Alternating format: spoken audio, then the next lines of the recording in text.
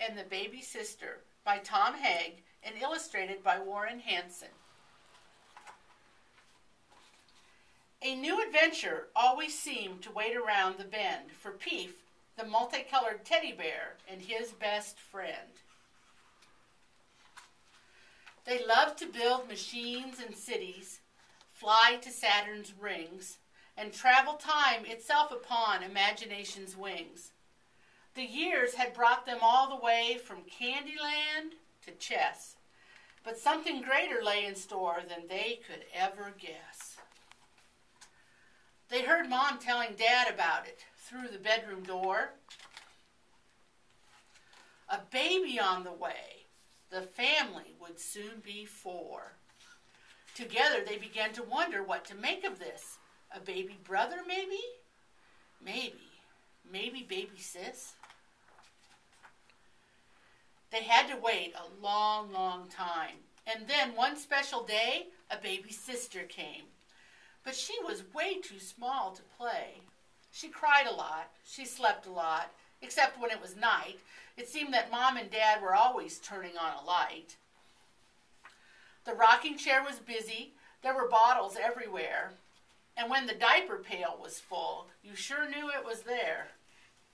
And so it went for I don't know how long. Then, just like that, as Peef and his best friend were thinking, hey, she's getting fat. She burped, then smiled at both of them, and with a chubby hand, she grabbed her brother's thumb, and just as if it had been planned, they started playing peekaboo beside her bassinet. And then she squealed with joy. It was as fun can get. But they were only getting started. Soon they put on shows. With funny faces, magic tricks, they'd count her tiny toes. She'd wiggle and she'd clap her hands and pump her little legs and giggle, giggle, giggle till they both crack up like eggs. And bit by bit, the teddy bear's best friend became, indeed, the best big brother anyone could ever want or need. And then one day they heard Mom say, she isn't feeling well. She's not her happy self because she's teething. You can tell. They wondered what to do. And Peef's best friend cried out, I know. We'll go and get some stuff and do a Feel All Better show.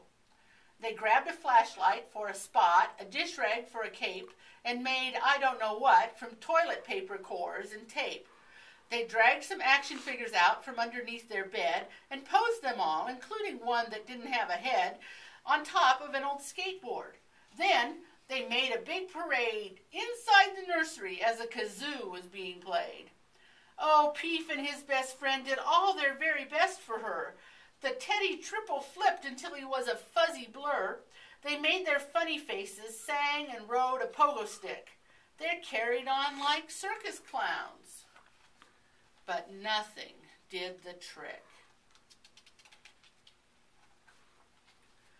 They gathered up the flashlight and the skateboard and the toys, afraid that they had only made her worse with all the noise. They padded back down to their room and slowly shut the door, and in the fading light of day, they sat down on the floor. The middle of the oval rug was where they thought their best, and so they thought as hard as if they had to take a test. A quilt of careful quiet silenced every sound except the tick-tock of the mantel clock where time was being kept. It clicked and whirred and chimed, reminding Peef and his best friend that soon the sun would set and then another day would end. It all goes by so fast, said Peef. You've grown so big and tall, it seems like you just got these clothes, and look, they're getting small.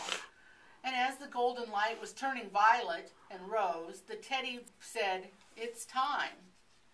They felt the chapter start to close. And in the early evening glow, this teddy and this child looked up and knew what they should do, and through their tears they smiled.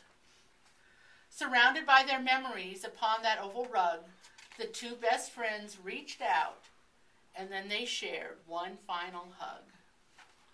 They walked into the nursery together, hand in hand, and then and there, as if somehow it always had been planned, the growing boy picked up the multicolored teddy bear, and then he said, "Now all I need to do is touch once, there."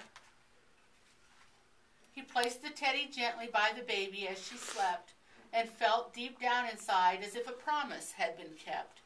And as he left, as softly as the turning of a leaf, he saw his sister smile, and then a little bear said, "Peef."